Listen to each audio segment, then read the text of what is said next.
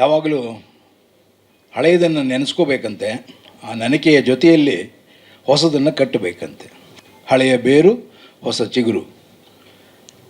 ರವಿ ಇಲ್ಲಿ ಬಂದಿರೋದು ಅದಕ್ಕೆ, ಅದೇ ಸಾಕ್ಷಿ. ಆ ಹಳೆಯ ಬೇರಿನ ಎಲ್ಲ ಸತ್ವವನ್ನು ತಗೊಂಡು ಹೊಸ ಬೇರು ಹೊಸ ಚಿಗುರೊಂದು ತನ್ನನ್ನು ತಾನು ಮೂಡಿಸ್ತಾ ಇದೆ. ಚಾಪ್ಟರ್ 2 ಯುದ್ಧಕಾಂಡ. ನನಗೆ ನೀವು ಆಗಲೇ ಹೇಳಿಬಿಟ್ಟಿದ್ದಾನೆ ಯಾವ ರೋಲು ಅಂತ. ಸೊ ರೋಲಿನ ವಿಶೇಷತೆಗಳನ್ನ ಹೇಳಕ್ಕೆ ಬರಲ್ಲ. ಆದರೆ ಆ ಇಡೀ ಸೆಟ್ನಲ್ಲಿ ಆದಂತಹ ಒಂದು ಎನರ್ಜೈಸ್ಡ್ ಮೂಮೆಂಟ್ಗಳಿತ್ತಲ್ಲ, ಒಬ್ಬರನ್ನೊಬ್ಬರು ಹೇಗೆ ಕೊಟ್ಟು ತಗೊಳ್ಳುವಂತಹ ಒಂದು ಕ್ರಿಯೆ ಇತ್ತಲ್ಲ, ಅದನ್ನು ಬಹಳ ಚೆನ್ನಾಗಿ ಅನುಭವಿಸಿದ್ದೇವೆ ಅಂತ. ಅದು ಯಾವುದೇ ಸಣ್ಣ ಪಾತ್ರ ಆಗಿರಲಿ ದೊಡ್ಡದಾಗಿರಲಿ, ಒಬ್ಬ ಪೊಲೀಸ್ ನಿಂತಿದ್ದರೂ ಕೂಡ ಅವನು ಅದರಲ್ಲಿ ಕೇವಲ ಪಾತ್ರವಾಗಿರಲಿಲ್ಲ, ಅದರಲ್ಲಿ ಜೀವಂತವಾಗಿ ಜೀವಂತವಾಗಿದ್ದ ಅನ್ನೋದು. ಇದು ನನಗೆ ನಾನು ಅಲ್ಲಿ ನಟಿಸಿದ ಅಷ್ಟೂ ದಿನಗಳಲ್ಲಿ ಕಂಡುಬಂದಂತಹ ನಿರಂತರವಾದಂತಹ ಒಂದು ಚೈತನ್ಯ.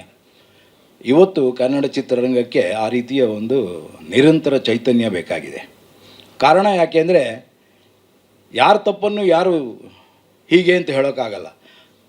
ಒಟ್ಟಾರೆಯಾಗಿ ಇಡೀ ಉದ್ಯಮ ತನ್ನನ್ನು ತಾನು ಪ್ರತಿಷ್ಠಾಪಿಸಿಕೊಳ್ಳಬೇಕಾದರೆ ಹೇಗೆ ಒಂದು ಸಿನಿಮಾವನ್ನು ಕೇವಲ ಒಬ್ಬ ವ್ಯಕ್ತಿ ಮಾಡೋಕ್ಕೆ ಸಾಧ್ಯ ಇಲ್ವೋ, ಹಾಗೆ ಎಲ್ಲರೂ ಒಂದು ಸಂಘಟಿತರಾಗಿ ಮಾಡಬೇಕಾಗಿರೋ ಕೆಲಸವಾದ್ದರಿಂದ ಆ ಕೆಲಸವನ್ನು ಕೂಡ ಇಡೀ ಇಂಡಸ್ಟ್ರಿಯ ಉದ್ಯಮವನ್ನು ಎತ್ಕೊಳ್ಬೇಕಾದ್ರೆ ಸಾಂಘಿಕವಾಗಿಯೇ ಕೆಲಸ ಮಾಡಬೇಕಾಗುತ್ತೆ.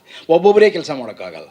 ಒಂದು ಸಿನಿಮಾ ಹಿಟ್ಟಾಯಿತು ಒಂದು ಕೂಡಲೇ ಅದೋ ಹಿಟ್ಟಾಗೋಯ್ತು ಇಡೀ ಕನ್ನಡ ಸಿನಿಮಾ ಹಿಟ್ಟಾಗುವಂತಹ ಒಂದು ಸಾಂದರ್ಭಿಕ ಸೂಚನೆಗಳನ್ನು ನಾವು ತಗೋಬೇಕಾಗುತ್ತೆ. ಅಂತಹದರಲ್ಲಿ ಮೊದಲ ಹೆಜ್ಜೆಗಳನ್ನು ಇಡಲಿ ಇದು ಅಂತ ಆಶಿಸ್ತೇನೆ. ಕಾರಣ ಯಾಕೆ ಅಂದರೆ, ಎಗೇನ್ ಅನ್ವರ್ಥನಾಮ ಸಿನಿಮಾದ ಯುದ್ಧ ಕಾಂಡ ಪ್ರಾರಂಭವಾಗಲಿ, ಶುಭವಾಗಲಿ. ಸ್ವಾದಿಷ್ಟತೆಯ ಸ್ವಾದ, ತಾಜಾತನದ ಆಹ್ಲಾದ, ಉತ್ತಮ ಆರೋಗ್ಯ ಮತ್ತು ಹೆಚ್ಚಿನ ರೋಗ ನಿರೋಧಕ ಶಕ್ತಿಯ ವೃದ್ಧಿಗೆ ಈಗ ನಿಮಗೆ ಸಿಗುತ್ತಿದೆ ಉತ್ತಮ ಗುಣಮಟ್ಟದ ಪೌಷ್ಟಿಕಾಂಶ. Shri Vaidik millet health mix. ಇದು ಸಿರಿಧಾನ್ಯಗಳ ಸಂಪತ್ತು.